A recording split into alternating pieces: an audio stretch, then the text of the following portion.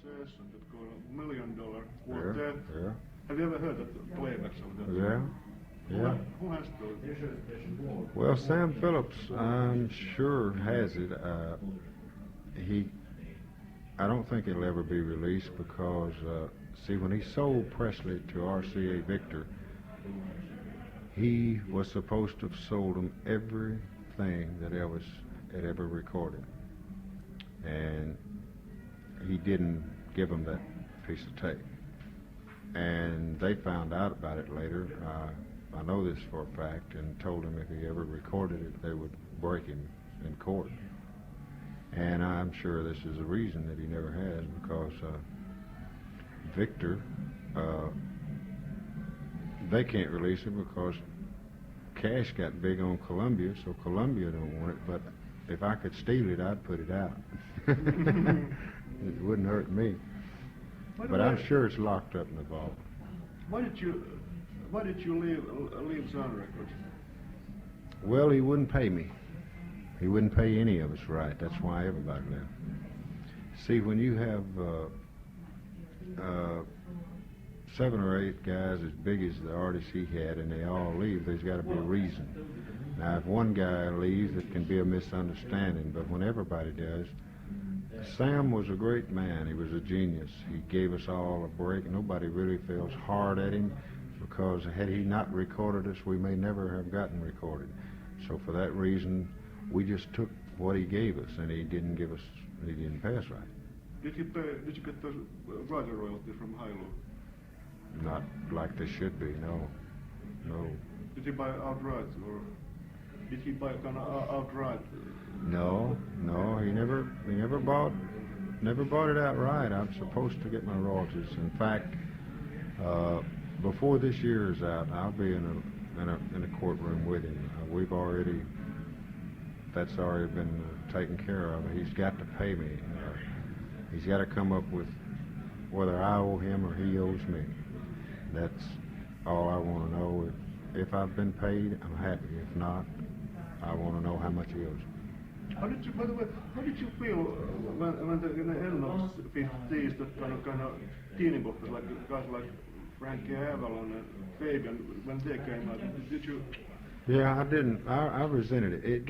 It got to a point where if you had a pretty black head of hair and you kind of resembled Elvis a little, they could make a star out of it, and it was not right, and I didn't like it. But there's nothing I could do about it. There was a point where, they did it with Fabian. They made a star out of a boy that could not carry a tune back in those days. A good-looking guy had it over an old country-looking fellow like myself, and I truthfully, I didn't like it. None of the guys who. It got to a point where talent wasn't the major thing. It was how you look and how you appeal to the teenagers, and that's not fair. We can't help the way we look. We can't help who we are.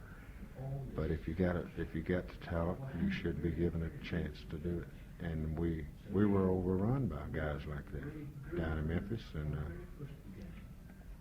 I didn't like it. I still don't. I never. If a guy, if he happens to be good looking, that's fine. But if he's not, if he's still got the ability and the talent, I don't think he should be left out because of the way he looks. What was wrong with you? Well, I didn't look. I looked like a Tennessee mule. I was married with kids, and the teenagers knew it, and I drank, and I didn't care. I stayed mad half the time. You went to Columbia after some, was it? Right. Mm-hmm. And you stayed quite a long time there. Yeah. What kind of pink little buses? That was first record on Columbia, yeah. Columbia just, I just never did click. I never got the push from the big label. I became a number in their filing cabinet, and they put out a few records just to live up to the contract, but they didn't push anything I recorded. But you had a kind of hit. Was the big push a little kind of did somehow. Pink Pedal Push? Yeah. It done pretty good. It wasn't a big record, but it done pretty good. Excuse me, just, by the way, how did you write? I mean, do you take kind of catchy phrases, put them down, or because you have very kind of accurate phrasing in your language? It's very. Yeah, I hear things every once in a while that I write about. Most of the time, a lot of the times, it's actually something I've lived or know of, or it's something pretty close to me. Songs like "Daddy Sang Bass," that's a true life song. Songs like "Dixie Fried," that was a saying that we used around Jackson. Let's get Dixie Fried, which meant drunk, Thank you. And I wrote out of really real life things, and I still do. Most of the time. Sometimes you just write about really, just let your mind go and just write. You're really not headed in any direction. Just kind of let it happen. Do you work with Cedarwood publishing company? Cedarwood. I've been with Cedarwood since 1959. I just formed my own Perk music. My new record is on. I'm publishing my own things now. Yeah. But I was with Cedarwood since 1959. I read somewhere that you have a lot, hundreds of songs which are kind of unreleased or unrecorded. Yeah, at Cedarwood I probably got. Well, I have 360 songs at Cedarwood Publishing Company, and I'd say there's not over 50 of them been recorded. I probably got 300 unrecorded songs there. Have the other people recorded your new material? Not recently. I've got 2 or 3 things that people are holding. This EP Express, Felton Jarvis is holding that for Elvis. I think it'd be a good song for Elvis because it would be a really good closing song for his show to sing all the titles. And Don Williams has got a song of mine he's going to do. I got 2 or 3 songs by some well-known artists that they're kind of holding them. They're holding them, and I'm hoping. What did happen with Mercury? They released one album and one single. Well, Mercury had a change in their head office in Chicago, and they put in a young vice president who decided he was going to get rid of the people who really wasn't making them very much money, and I was one of those fellows, and of course when my contract ran out, they just wasn't ready to renew it, and of course I wasn't very sad about it. I didn't think nothing was happening anyway. There again, they wasn't pushing my material. Kennedy's a great guy, and he and I enjoyed sessions, but I'm about to wind it up, Merv.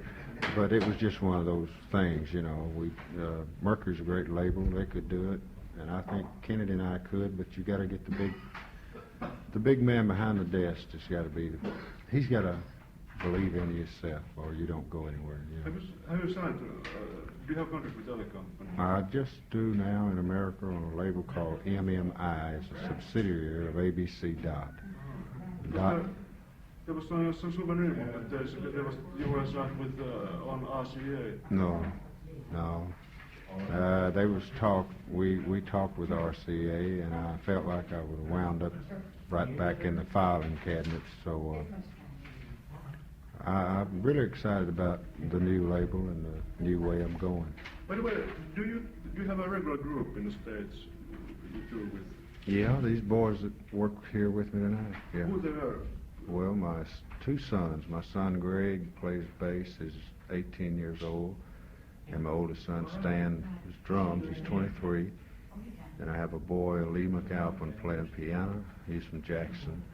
And David C. plays harmonica, saxophone. And that's the group that works with me at home. What kind of plays are you playing? Stage plays or colleges or We're working a lot of college dates over there, and we're working a lot of nightclubs too. Just one thing, I just need definition. What is all that rockabilly? What is rockabilly? Yeah, what you can, how you want to... Rockabilly is country music with a drum beat. That's my definition. It's just exactly what we did in 1954 and 55. It's what Elvis did with Blue Moon of Kentucky, a country song, and he put a rock beat to it. It's country music with rhythm. Was it created in Memphis? Huh? Was it created in Memphis? Well, it was created in that cotton belt in that area. I think so. Yeah. All right. Thank you very much. Yes, sir.